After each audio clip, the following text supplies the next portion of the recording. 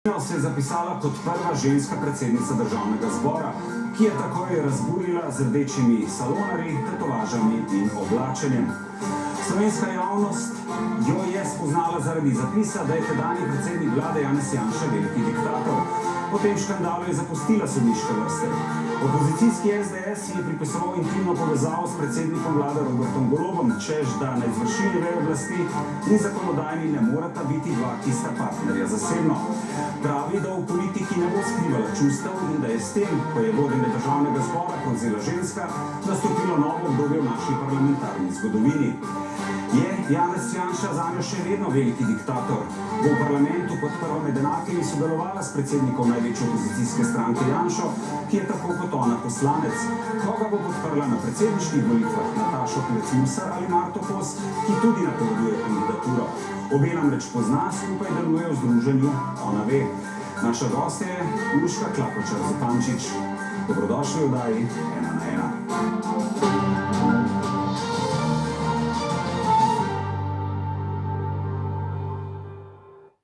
Jaz mislim, da je položaj predsednice zdaj državnega zbora zasedla ženska. In zato se pač ukvarjamo s njenim oblačenjem. Je prva predsednica državnega zbora v rdečih salonarjih drzna ali neokusna? Si je kot sodnica lahko privoščila Facebook zapis, kjer je takratnega premierja Janšo označila za velikega diktatorja in nenazadnje v politiko ni prinesla le sebe, ampak tudi svojo čustvenost. Samozavestna in profesionalna, slišimo od njenih bližnjih, a hkrati nekonvencionalna in provokativna.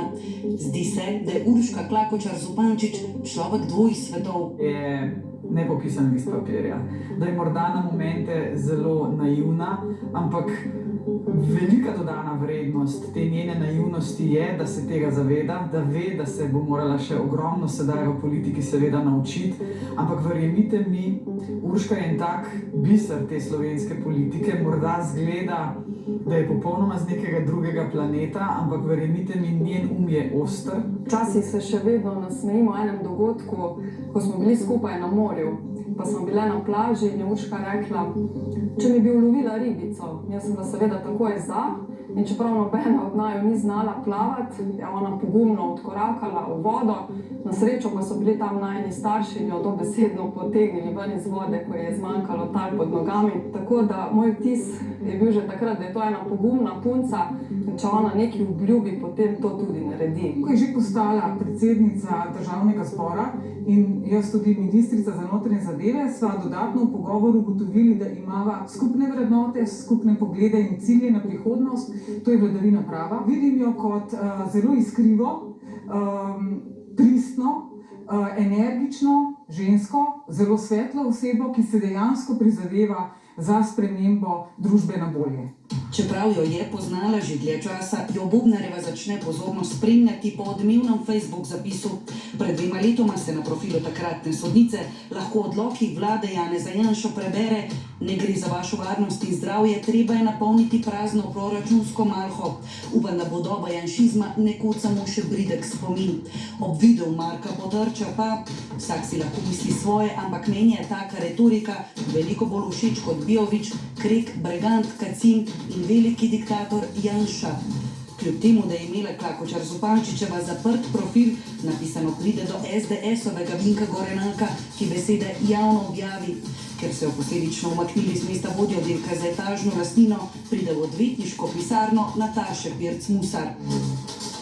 Poznala sem jo kot osebo, ki jo krivice zelo prizadanejo, tudi to je prizadelo, predvsem je prizadelo, kako je v bistvu sodstvo odreagiralo takrat na vse to. Še danes, ko se pogovarjava, večkrat se pogovarjava, jo vedno začutim kot človeka, ki želi delati dobro, pošteno in ki ga krivice bolijo. To je Urška.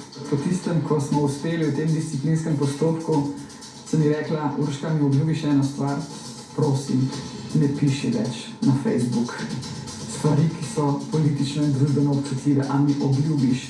In je rekla: Nataša, obljubim. Ker sta se vse pomenila ob kavi, je Klakočar Zupančičevo kazensko tožbo Gorenaka umaknila. Je bila pa kava sredi vodenja seje tista, ki so jo nekateri mediji težko pogoltnili. Opozicijski Branko Grims se je na Twitterju obregnil v trač, da naj bi bila Golob in Klakočarjeva par, kar da ni primerno, da bi bil to konflikt interesov tudi z vidika ustavnega načela ločenosti veje oblasti.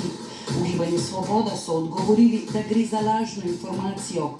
Od obračunavanja na političnem parketu do pogajanj v dnevni sobi. Mogoče pride kratek stik takrat, ko se je treba odločiti, ker film bomo gledali, ker ona je bolj za takšne akcijske grozljivke, jaz sem pa bolj za tiste umirjene. Sevničanki se poznata že od malih nog. Res so v njeni redovalnici prevladovale, mislim, da kar same petice. Res z veseljem se je učila. Ona je uživala v branju knjig, pisanju zgodbic in že takrat je imela željo, da bi postala pisateljica. In tudi je, knjižni prvenec Gret in greh je še pred izidom dobila v roke Pirc Musarjeva. Urško pokličem nazaj in ji povem, Urška, jaz sem knjigo prebrala. Reče, kako sem ti jo še včeraj poslala? Toliko mi je pograbila, potegnila z vso to njeno vsebino, razmišljanjem o zgodovini, o lovu na čarovnice, o življenju v tistem času, govorimo o Gretinem grehu, da sem jo res prebrala na dušek. In moram reči, da sem jo takrat potem spoznala seveda še v drugačni luči, kot damo, ki ljubi zgodovino, študirala je sicer pravno zgodovino, ampak iz te knjige ven je poznavanje še vsega mnogega drugega. Srečali smo se na enem od koncertov, sem prepričana, da se bomo tudi v prihodnje izmenjali kakšne informacije o kakšni dobri knjigi, ki smo jo obe prebrali. Obe se pa pravzaprav zelo drživa tudi ene ideje Oskarja Wilda, bodi to, kar si, ker vsi ostali so že zasedeni. In Urška Klakočar Zupančič je točno to. Pa tudi navdušena plesalka in velika ljubiteljica živali, kar so prijatelji ugotovili že v mladih letih. Naprimer, ko se neko poletje na Lušini odpravijo na pohod. Seveda smo se na pot odpravili prepozno, ko je bilo že močno sonce, ker Urška pač ni jutranji tip, rada dolgo spi. Na začetku tega vzpona smo mi naleteli na nekega osla, ki je bil privezan tam v eno palico, pred sabo je imel vedro, v vedro je bilo seno, ni imel pa vode. Kaj hujšega, Urški se je ta žival takoj zasmilila, vzela je svojo plastenko vode in mu zlila, brez da bi pomislila, da imamo še cel hrib pred sabo in da je bilo res vroče takrat. Ampak hec je bil potem, ker ta osel ni hotel spiti te vode. Ni bilo pa vsem do smeha 13. maja letos. Te rdeči čevlji ali pa tatuji na njenih rokah zagotovo niso povzročili nobene škode, mogoče kakšno prizadetost pri zelo občutljivi osebi, vsekakor pa so večjo škodo povzročile zlorabe ljudi na teh funkcijah. Na nek način je v parih naslednjih dneh s tem svojim vizualnim statementom povzročila neko gibanje, ko so čez par dni v parlament njene politične sopotnice vse prišle v rdečih čevljih, malce provocira tudi s svojimi tatuji, morda z uhanom v nosu. Ampak, veste, družba se spreminja. Pa se bo z njo tudi politika. Če bo začutila, da tukaj lahko nekaj naredi in da se bo tu udobno počutila, bo lahko še premikala gore. Čeprav jaz pa navijam, da bi bila pisateljica, da dobimo še drugi del Gretinega greha, ker res najbolj jo vidim v tem. Od nekdaj lepe Slovenke so slovele, a predsednice državnega zbora bilo še ni nobene. Jasno je, da Urška Klakočar Zupančič nima le ene plati, celo v vlogi mamene. Filip in David sta namreč dvojčka. In čeprav zase pravi, da bi šla hitro na grmado, če bi živela v 17. stoletju, je v teh časih najverjetneje najvplivnejša ženska v slovenski politiki. Gospa Klakočar Zupančič, ste vi najvplivnejša ženska v slovenski politiki ta trenutek? Jaz si ne bi upala za sebe trditi kaj takega. Zakaj ne? Pa nisem še toliko časa v politiki, da bi lahko govorila, da sem najvplivnejša ženska. Toliko je drugih žensk, tudi v politiki, ki ustvarjajo politično kulturo ali pa so ustvarjale in si tako laskavega naslova ne bi upala zdaj lastiti. Ampak vseeno, vas bom še naprej izzval. Ste le predsednica državnega zbora, ena od dveh oblasti, podpredsednica Gibanja Svobode, ki je dobilo največ glasov. Koliko je potem ta vaša beseda, da tako rečemo, vredna? Kolikšen vpliv imate v stranki in drugod? Jaz imam toliko vpliva, kot imajo tudi vsi drugi, ki so v stranki in ki so se izpostavili tako v zadnjih 2 letih z vključitvijo v stranko. Tako da mislim, da sem ena od njih. Da bi pa jaz lahko govorila o tem, da sem pustila nek vpliv, odtis v politiki, mora pa še kar nekaj vode preteči. Jaz se tega zelo dobro zavedam, da štejejo dejanja, tudi besede sicer, ampak predvsem štejejo dejanja. Vas predsednik vlade Robert Golob posluša vaše nasvete recimo? Posluša tudi moje nasvete, seveda zaradi tega, ker se zaveda, da smo ljudje močni, vsak na svojem področju, in ceni nasvete drugih. Je pa res, da mora včasih pa malo premisliti, ampak jaz resnično sem bila izjemno vesela, ko sem ugotovila, da gre za človeka, ki posluša druge in potem tudi razmisli in povleče potezo, ki je se vsaj do zdaj, izkazala za optimalno. Glejte, eden izmed poslancev SDS-a, Branko Grims, je pred časom zapisal, da ni primerno, da bi dva, ki sta partnerja, zasebno bila na čelu izvršilne in zakonodajne veje oblasti. To bi bil očiten konflikt interesov in na ta način dal vedeti, da ste v zvezi z Robertom Golobom. Ste bili kdaj vi s predsednikom vlade Robertom Golobom v intimni zvezi? Od kje je sploh prišlo takšno sklepanje? Od kje gospodu Grimsu podatek, da naj bi bila dr. Golob in jaz v neki intimni vezi? Jaz mislim, da se moramo začeti ukvarjati mi sami s sabo. Ne pa brskati po življenjih drugih in iskati nekaj, kar hočemo najti, tega pa ni. Tako da, ne, midva z dr. Robertom Golobom nisva v nobeni intimni vezi. Midva sva v vezi, ki jo zahteva najino delo, najino delovanje v politični stranki in zavezanost k skupnim vrednotam in k skupnim ciljem. Se pa seveda vzajemno zelo spoštujeva. Kako sta se vidva spoznala? Kako je prišlo do tega vajinega sodelovanja v politiki? Ne bom zdaj govorila, da imava podobno usodo.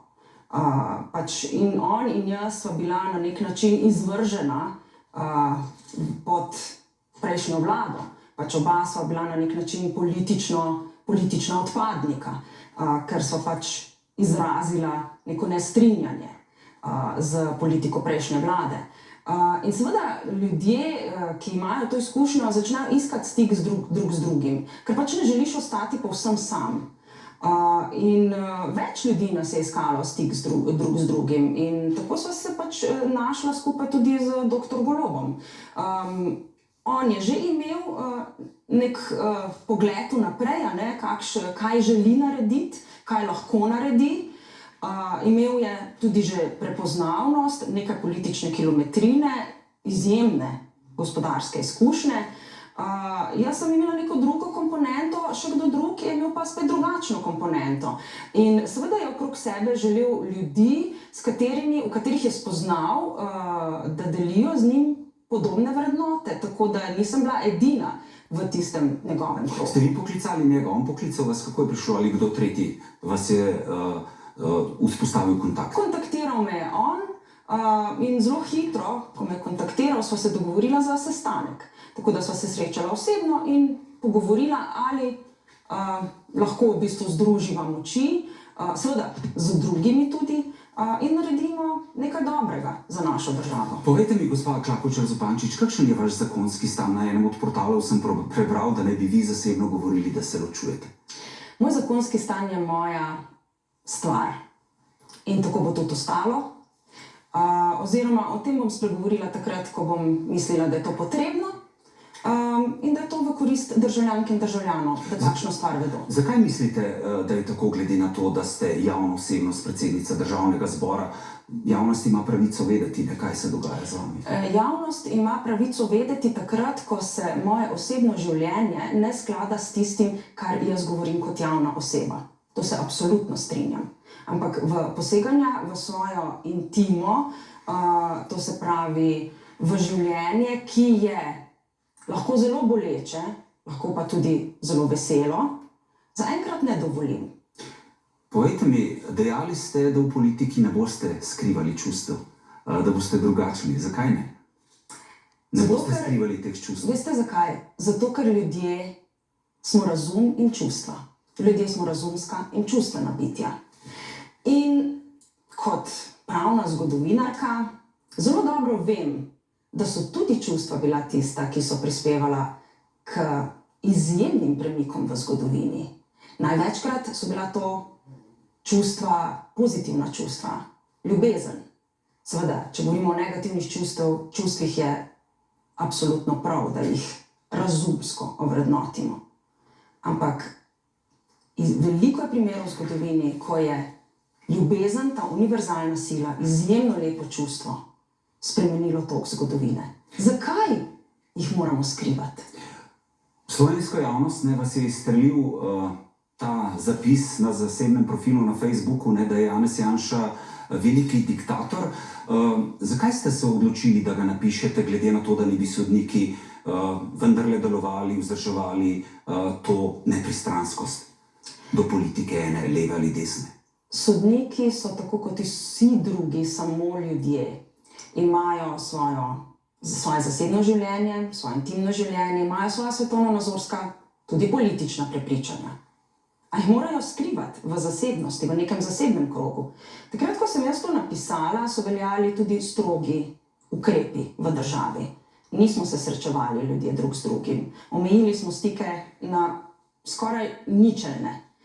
In smo komunicirali, celo spodbujamo je bilo, da komuniciramo s pomočjo interneta, tudi družabnih omrežij. Jaz sem imela ta profil zavarovan, zaprt in sem pač delila nekatere svoje poglede s svojimi prijatelji. In mislim, da s tem ni popolnoma nič narobe. Sodniki tudi lahko izrazijo svoje stališče. Ampak predsednik Vrhovnega sodišča Florjančič je ta vaš zapis označil za neprimeren. In predsednik Sodnega sveta Kerševan Erik je zapisal, da spletna družbena omrežja niso nekaj, pri čemer lahko uporabniki računajo na popolno zasebnost, zato morajo biti sodniki zadržani in dostojanstveni tudi pri uporabi spletnih družbenih omrežij. Prva stvar, ne predsednik Vrhovnega sodišča, ne predsednik Sodnega sveta nista vedela, kakšna je narava tega zapisa. To se pravi, da je bil v zaprtem profilu objavljen, ko sta se izjavljala o teh stvareh. Druga stvar pa, kje pa mi lahko pričakujemo popolno zasebnost? Kje je to? Je to hiša mojih staršev? Je to moja spalnica? Ali lahko jaz pričakujem popolno zasebnost, če pošljem pismo nekomu? Jaz sem imela pričakovanje zasebnosti v tem času. In moje pričakovanje, po mojem osebnem prepričanju, je bilo utemeljeno. In mislim, da je tudi poteza gospoda Gorenaka, kasneje, ko sva sklenila poravnavo, za kar v bistvu kar izjemno cenim tudi pri gospodu Gorenaku, ker s tem se res pokaže, s tem, ko se pač dva človeka sporazumeta, s tem se pokaže odraslost in razumno dejanje, razumskost v tem primeru, je tudi v bistvu na nek način priznal, da je šlo za zaseben zapis, ki ni bil njemu namenjen. In jaz nisem mogla razumsko pričakovati, to pa tudi napisano v odločitvi disciplinskega sodišča, da bo ta zapis končal pri nekomu, ki ga bo potem javno objavil. Je bilo to tisto, kar je prevagalo na tisti kavi z gospodom Gorenakom, da ste rekli, ok, se bom poravnala z vami, ne bom vas tožila. Kaj je bilo tisto, kar je prevagalo? Jaz sem že od začetka, nisem imela nobenega namena, ker nisem maščevalen človek, da bi se šla neko maščevanje, da bi si želela, da bi bil gospod Gorenak obsojen. Jaz sem samo s tem, ko sem sprožila ta postopek, želela javnosti pokazati, kaj počne ta oblast. Da brska po naših zasebnih profilih in jih objavlja in te zato lahko poklicno in tudi osebno diskreditira. To se pravi, bodite pazljivi, kaj počnete, kaj govorite. Očitno smo prišli tako daleč, da moramo paziti, kaj pišemo po zasebnih profilih, komunikaciji oziroma sredstvu komunikacije, ki je postalo popolnoma običajno v današnjem času. Povejte mi, je slovensko sodstvo nagnjeno bolj levo, glede recimo na vašo izjavo, da je Janša veliki diktator? Videli smo tudi eno ali dve fotografiji, kjer so imeli sodnice na glavi zvezdo in tako naprej. Po mojih osebnih izkušnjah slovensko sodstvo ni nagnjeno v nobeno smer. Ne v levo, ne v desno. Slovensko sodstvo je strokovno. Predvsem govorim za prvo stopnjo, tudi drugo stopnjo. Na višjih stopnjah se pa že lahko najdejo obrisi, ki so javno izraženi, kakšnega političnega prepričanja. Pa veste kaj, jaz v tem ne vidim nič narobe, dokler to prepričanje ali kakšno drugačno svetovno-nazorsko ne posega v delo sodnika. To se pravi, da je sodnik tako strokovna oseba, da se zna distancirati od svojih prepričanj, ko odloča v eni zadevi. In to je tista prava sodniška neodvisnost, ker ne morete pričakovati od njih, sploh ne od inteligentnih ljudi, kakršni so sodniki, da ne bodo imeli mnenja o družbenih vprašanjih, o celotni družbeni klimi, o vsem, kar se dogaja. Ampak zakaj ste potem vi, ne glede na to, da ni bilo ugotovljene nobene disciplinske kršitve, zapustili mesto sodnice?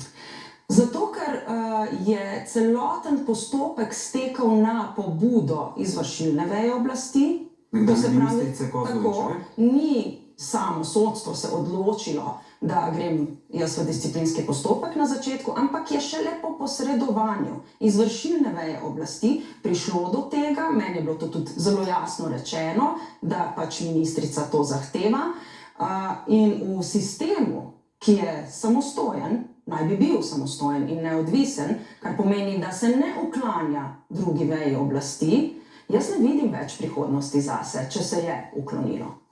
Ob izvolitvi za predsednico Državnega zbora so SDS izpostavili, da ste se zavzemali za švedski model v času COVID-19, kar bi lahko v ponovnem izbruhu COVID-19 pomenilo težavo, glede na to, da zakone, kako ravnati v takem primeru, sprejme Državni zbor.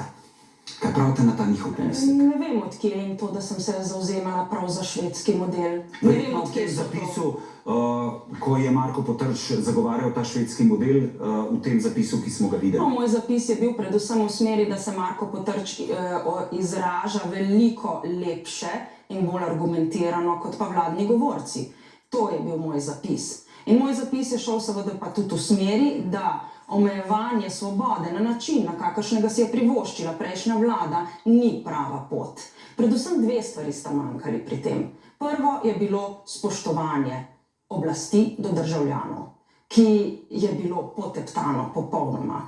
Ljudje so bili svinje, ljudje so bili kaviar levičari, ljudje so bili petkovi kolesarji in ne vem kaj še vse. Tako da komunikacija je bila, bom rekla, grdo, popolnoma na psu. Druga stvar, zakonske podlage za sprejemanje takih ukrepov, kot si jih je privoščila prejšnja vlada, ni bilo. Če želiš v družbi urejati stvari, tako kot je treba v demokratični družbi, ker velja vladavina prava, mora biti za to človekovih pravic. Je vedno potrebna zakonska podlaga. Nobena vlada si ne more privoščiti omejevanja človekovih pravic z odloki. Lahko samo izvršuje, to se pravi samo eksekutiva, zakonskih jasnih kriterijev in pogojev. Vi ste kaj komunicirali zdaj v tem novem mandatu že z Janezom Janšo, ki je vaš poslanski kolega? Ne, nisem še z njim nič komunicirala. Pa boste lahko komunicirali z njim, če bo prišlo do tega, glede na to, da je le lider največje opozicijske stranke? Nobene težave ne vidim pri komunikaciji s komerkoli, tudi z gospodom Janšo. Ga pa nisem videla, da bi komuniciral v bistvu s komerkoli drugim iz koalicije, razen svojo lastno poslansko skupino. Je za vas še vedno veliki diktator Janez Janša? Janez Janša ni veliki diktator. Janez Janša je nekdo, ki posnema ljudi, ki imajo te takšne karakteristike. In potem, ne, ko je prišel ta vstop vaš v politiko, tako je škandal z rdečimi čevlji, Ki so danes tukaj z nami dvakrat, ne, tudi tukaj. To vas je na nek način zaznamovalo in bo zaznamovalo vso vašo politično kariero. Pa zakaj ste se odločili, da jih obujete, glede na to, da veste, da so v politiki, a ne, pa tudi v Sloveniji marsikdo je alergičen na to rdečo barvo, ne? Zakaj ravno rdeča barva, rdeči salonarji? Jaz sploh nisem razmišljala takrat o čevljih, pač seveda neke čevlje sem morala obuti, ne, bosa pač nisem prišla v parlament in se mi je pač zdelo, glede na to, da sem bila vsa v črnem in tudi prijateljica mi je predlagala, da pač malo popestrim celotno opravo, a ne, da nisem vsa v črnini, nisem si pa niti v sanjah predstavljala, da bo zdaj to povzročilo pač nek boom, oziroma da bodo družbena omrežja poskočila ob tem. Zato, ker se mi je zdelo, no, da smo kot družba že pa malo prerasli takšne stvari. Ampak kako ste potem gledali na ta seksističen zapis, ne bom ga vsebino niti omenjal, ki so ga sprožili te vaši salonarji? Vas je prizadel? Kako ste to videli? Ne, jaz sem se samo nasmejala ob tem. Poglejte, sem v življenju doživela mnogo hujših stvari, kot je pa nek seksističen zapis o rdečih čevljih.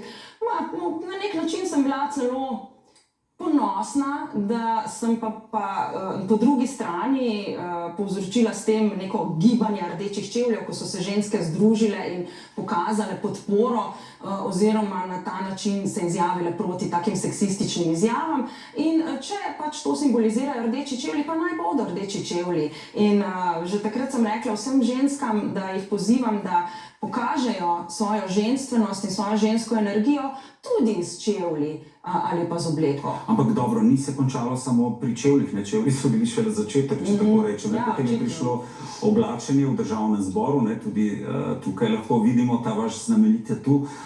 Mnogi se je zdelo to neprimerno, da ste se v državnem zboru oblekli v obleko, ki ni zakrivala vašega tatuja. Zakaj mislite, da lahko kot predsednica državnega zbora oblečete tako obleko? Zakaj pa ne? Zaradi tega, ker vam bom recimo citiral zapis nekdanje vodje protokola Ksenije Benedetti, ne, ki je ob tem zapisala. S sprejemom določene funkcije treba razmisliti tudi o tako imenovanih postranskih zadevah, kot sta videz in obleka. Ne. Žal je percepcija javnosti lahko zelo različna.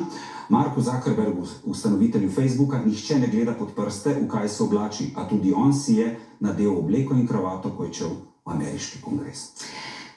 Veste, če ne bomo začeli tudi spreminjati oblačenja, ampak zdaj seveda absolutno se ostaja v mejah dostojnosti. Ampak če bomo skozi cepetali na eni mrtvi točki in če bi v preteklosti skozi cepetali ves čas na neki točki, potem ženske danes ne bi imele kratkih las in ne bi nosile hlač. Moje prepričanje pa v bistvu tudi takšno. Zakaj moramo biti do vratu zapeti v poletni vročini in kuriti klimo, zato da imamo te dolge rokave, ki skrivajo, kaj skrivajo? Naše podlakti in nadlakti skrivajo. Kaj pa je narobe z našimi rokami? Nekje sem prebrala, da so ramena erogena cona in jih je zato treba skriti. Ja, gospod Slag, potem bi midva morala zdaj zakriti svoje ušesa, svoje oči, svoja usta. Človek je cel lahko erogena cona. Povejte mi, zakaj tako razmišljate, ne? Ker nekateri je zmotil tudi vaš piercing, ne, gospa Klakočar, ne? Ste prva predsednica državnega zbora, tukaj gre pri tem oblačenju, pri teh kritikah, ne, na vas, ne, zato, da to izraža nespoštovanje do institucije, kot je državni zbor. Ker, vse veste, nekam lahko gremo tako, nekam drugače. To ne izraža nobenega nespoštovanja do institucije. To samo pove, pač, da se jaz na določen način izrazim tudi skozi svoje telo. To telo je pa moje. In te stvari, ki ste jih omenili, imajo zame tudi nek določen pomen. In imajo nek pomen na morda neke dogodke v življenju, morda na neka čustva, neki spomini, ali pa zaznamujejo neko obdobje. In jaz si tega ne pustim vzeti. in na nesvobodo v smislu, da bom morala do popolnosti se podrediti nekim togim pravilom, pa tudi ne pristajam. In tako bo tudi naprej. Kdo je Urška Klakočar Zupančič? Ne? Zdi se, da se vedno praši za vami. Kdo ste? Jaz sem oseba, ki je verjetno res lahko malo kontroverzna v smislu, da se ne uklanja pravilom tistim, ki žensko postavljajo v neko tradicionalno vlogo. Sem pa oseba z izjemno močnimi vrednotami, z izjemno močnimi načeli, ki se jih držim. In sem oseba, ki je izjemno občutljiva na krivice in oseba, ki jo dejansko boli, če vidi stvari, ki bolijo koga drugega tudi. Ampak iz SDS-a, ko sem gledal zdaj tele razprave v Državnem zboru, vam očitajo prav to, da ste kritični, cinični do njihovih poslancev. Recimo nazadnje do Žana Mahniča, ko je govoril, kaj bi storil z protestniki, da jim omejujete na nek način, če tako rečem, svobodo izražanja in da ste v bistvu zelo nestrpni do njih, do drugačnih. Moje besede, veste, ni problem v tem, kar sem jaz povedala. In če boste si vsi še enkrat zelo dobro pogledali razpravo, boste videli, da ni bilo nobene nestrpnosti do nobenega poslanca. Gospodu Mahniču sem pač povedala jasno, da on sam pač ne bo razhajkal protestnikov, ki se bodo zbrali pred parlamentom, tako kot je sam rekel, da bo na zaslišanju gospe ministrice Tatjane Bobnar. Problem je bil, ker je bila moja razprava nekoliko bolj čustvena. To je bil problem. Sama vsebina niti ni bila. In bom na tem mestu rekla, bila je bolj čustvena in če se tisto žuganje, ki sem ga potem tudi sama opazila, če je to koga prizadelo, samo na tem mestu opravičujem. Ker ni bilo toliko razumsko, kot bi morda moralo biti. In absolutno se bom tudi jaz iz tega kaj naučila, kar se tiče pa samih besed. Niso bile ne žaljive, ne nestrpne, ne sovražni govor. To, da nekomu pač poveš, da tega ne bo mogel delati, ker pač ljudje izvršujejo neko ustavno pravico, in da morda nekomu drugemu poveš, da nima pravice početi česa drugega, kar je počel, to ni noben sovražni govor, nobeno žaljenje in noben revanšizem. To je refleksija. Kaj pa tisto vaše pitje kave v Državnem zboru? Prejšnja podpredsednica, mislim, da je bila, je očitala gospodu Hojsu, ko je imel tam 8-urno razpravo o interpelaciji, pa se je vzel neke kokice, da je to nespoštljivo do poslancev. Kaj pa pitje kave se vam ne zdi? V Državnem zboru velja pravilo, da se ne je in ne pije. To pa zato, ker poslanci lahko zapuščajo svoje sedeže, kadar želijo. Pridejo v Državni zbor in potem gredo lahko ven. Predsedujoči tega ne more. Predsedujoči sedi tam več ur in zato ima na mizi že pripravljeno vodo in lahko se mu prinese tudi kava. Vsakemu, ki vodi sejo. Ker, še enkrat ponavljam, predsedujoči seje ne more zapustiti, medtem ko jo vsi drugi poslanci lahko prosto zapuščajo, prihajajo in odhajajo v dvorano. In to naj bo seveda zdaj jasno, zakaj je pač temu tako, da tisti, ki pa tam sedi, pa morda lahko popije en požirek kave ali pa kozarec vode. Zanimivo je, da ste se vi lotili preučevanja čarovniških procesov v Sloveniji. Zakaj? Kot magistrica pravne zgodovine sem precej časa sodelovala z strokovno revijo Pravna praksa, v katero sem pisala vsak mesec, in sicer strokovne članke z področja pravne zgodovine, in sem se v neki točki dotaknila tudi čarovniških procesov, ker namreč je šlo za pravne postopke, ki jih je vodila tako inkvizicija, ne samo katoliška, imamo tudi protestante, tudi protestanti so zažigali čarovnice, kot posvetna oblast. In ko sem pač preučevala zapise, ker obstajajo podrobni zapisi o tem, kako je postopek potekal, me je tematika pritegnila ne samo z pravnega vidika, ker je na nek način žalostno, da je zadeva bila pravno izredno urejena, ampak vsaka ženska, ne, ki je bila obtožena čarovništva, in tudi moški, ker so bili tudi moški, sicer v manjšini, ti ljudje so navadno končali na grmadi. To se pravi, sam proces, ki je bil predpisan, je bil bolj kot ne sam sebi namen. Ampak mene je začela pa zanimati tudi splošna družbena klima takrat, ne? Ker to se je dogajalo v začetku novega veka, ne v srednjem veku, in me je zanimalo, zakaj je prišlo do tega takrat, ko je človeštvo že dejansko začelo se prebujati iz tiste srednjeveške otopelosti, je začelo razmišljati, v ospredje se je postavil človek, prišlo je do razvoja znanosti, umetnosti. Kako to, ne? To me je zanimalo, da se pa takrat pojavi nekaj tako abotnega, no, kot so čarovniški procesi. Nekateri vidijo zdaj, ne, v teh spiskih, ne, ki jih je naročila vlada, koga je zaposlila Janševa vlada, ne, lov na čarovnice. Se vam ne zdi, da te spiski povzročajo nelagodje pri tistih, ki so bili ne vem, zaposleni v času Janševe vlade, verjetno pa je tam kakšen strokovnjak, pa ki je izpolnil kriterije? Če mu povzroča nelagodje, potem verjetno ni vse v redu. Ker tisti, ki ima čisto vest in ve, da se je zaposlil samo na podlagi svojih strokovnih izkušenj, zaposlil na podlagi postopka, ki je zakonit, se nima česa bati. Kako odgovarja na očitke, da je eno od Soroševih ljudi v Sloveniji, Urška Klakočar Zupančič, pri predsedniški kandidaturi podprla Marto Kos ali Natašo Pirc Musar? V nadaljevanju.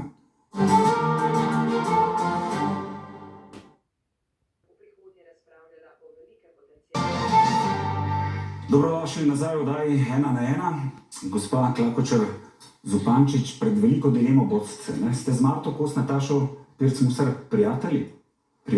Z obema se zelo dobro razumem, ja. In zdaj, pomembno bo, koga boste podprli na predsedniških volitvah, ne? Nataša Pirc Musar je pred 2 dnevoma napovedala kandidaturo, napovedujejo tudi vaša strankarska prijateljica Marta Kos. Koga boste podprli na predsedniških volitvah? Iskreno vam povem, da sem se intimno sama že odločila, tega seveda ne bom razkrila. Za koga? Zato, ker je to moja intimna odločitev. Kar se tiče stranke Gibanja Svoboda, bomo o podpori gospe Kos odločali v ponedeljek na kongresu, ko se odloča tudi o pridružitvi strank LMŠ in SAB. Tako da in naj pri tem tudi ostane. Ampak se morda lahko zgodi, da v ponedeljek gospa Marta Kos ne dobi privolitve Gibanja Svobode, da kandidira za volitve. Boste zdaj čez vikend še kaj razmislili, kako naprej, ali svojo kandidatko kot največja stranka ali ne? Jaz ne bi špekulirala o tem, ali podpora bo ali ne, o tem se pač odloča vsak član stranke samostojno, tako da bo, kar bo. Jaz bi si pa želela na mestu predsednika ali predsednice republike osebo z integriteto, osebo, ki ima moralno podlago in tudi moralni kompas, in osebo, ki bo tudi jasno izrazila svoje stališče. Je tudi za vas Borut Pahor Instagram predsednik? Jaz gospoda Pahorja v bistvu ne ocenjujem, ne skozi Instagram, nekako drugače. Gospod Borut Pahor, verjamem, da je naredil vse, kar je v njegovi moči, oziroma da je predstavljal funkcijo predsednika republike tako, kot si jo je tudi zamislil in kot si je želel. Boste vi kdaj javnosti povedali, mogoče v to predvolilni kampanji se boste odločili, pa povedali, katero od kandidatov boste podprli, ali bo to ostala vaša intima?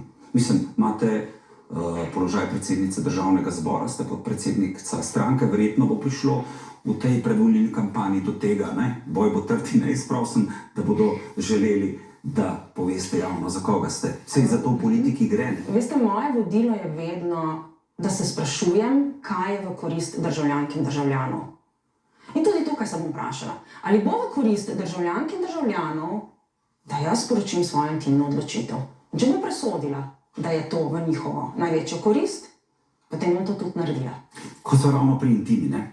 A drži, da naj bi vi po izvolitvi za poslanko odklonili obvezen zdravniški pregled pred zaposlitvijo pri zdravniku, ki vam ga je določil delodajalec, torej Državni zbor? Ne bral sem, da naj bi vi skrivali, kaj so stvari v vašem zasebnem. Vse mogoče smo dobivali v kabinet od takih vprašanj, da jih tukaj zdaj sploh ne bom ponavljala. Lejte, nikomur od poslancev ni bil ponujen zdravniški pregled. In tudi meni ni bil do zdaj ponujen zdravniški pregled. Tako da to je o tem čist brez veze, da govorijo, ker to je laž. Ampak kako gledate na vse te budice, na vsa ta vprašanja, ki letijo na vas? Ja, očitno nimajo drugega, pa se lotevajo takih zelo osebnih tem. Prvo knjigo ste napisali pri 11, če se ne motim. Ja, res je. Mislim, pri 11 napisati knjigo, kako to? Ja, že kot otrok sem izjemno rada pisala, skoraj raje, kot da bi se igrala zunaj, sem sedela za nekim starim pisalnim strojem. In že takrat sem imela kar bujno domišljijo in sem si pač zamislila eno zgodbo in sem jo tudi počasi celo šolsko leto spravljala na papir. In sem izjemno vesela, da je takrat v tistem času ta zgodba doživela tudi radijsko igro. Je bila pač ustvarjena radijska igra na podlagi te knjige in to je bilo zame takrat izjemen uspeh, tako res otroško veselje. Pač bila sem očitno malenkost drugačen otrok. In potem, zdaj knjiga Gret in greh. Kaj ste želeli z njo povedati? Veliko stvari. Najpomembnejša, recimo. Najpomembnejša je sporočilna vrednost, ki je večplastna in je v bistvu prikaže ne samo položaj žensk v 17. stoletju, pač to je stoletje, v katerega sem postavila knjigo, ampak pokaže celotno družbo, kakršna naj bi takrat bila. Seveda, jaz sem si jo predstavljala takšno, ker nisem živela v 17. stoletju, sem si jo morala naslikati in sicer na podlagi vseh zgodovinskih virov, ki so mi bili na voljo.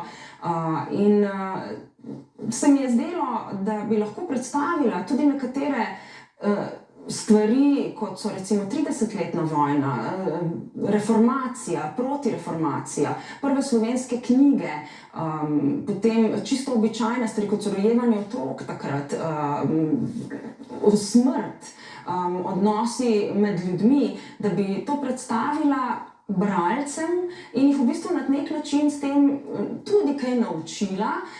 Veliko je pa v knjigi, in to moram posebej poudariti, strpnosti, veliko je različnosti in potem strpnosti med sobivanjem te različnosti. Takrat predvsem so bila to verska vprašanja, to se pravi protestantizem, katolištvo in tudi islam, ki je prihajal s turškimi vpadi. Omenili ste otroke v tej knjigi. Povejte mi, ko ste izvedeli, da boste imeli dvojčka, kaj je bilo to olajšanje ali ste rekli, kako bom jaz to zmogla? Ja, iskreno bilo je, kako bom jaz to zmogla.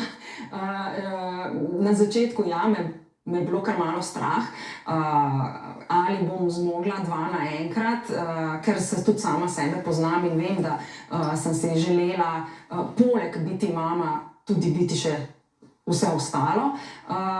Ko sem jo pa zagledala prvič na ultrazvoku, takrat je pa odpadel vsak dvom in oba sta postala izjemno pomembna in sta še seveda sedaj najpomembnejši osebi v mojem življenju.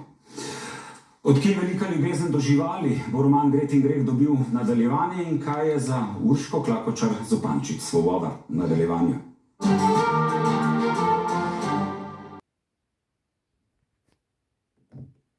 Zdaj v oddaji 1 na 1. Gospa Klakočar Zupančič, odkje vam ta ljubezen do konj? V bistvu jaz imam v sebi ljubezen do vseh živih bitij, ne samo do konj. Konj je pač žival, ki je veličastna. Jaz mislim, da za mnoge, ne samo zame, in ima neko posebno energijo na človeka, deluje prav z eno posebno, kot sem rekla, energijo, kar se vidi seveda tudi pri otrocih s posebnimi potrebami ali pri odraslih s posebnimi potrebami, ker nanje deluje pomirjujoče.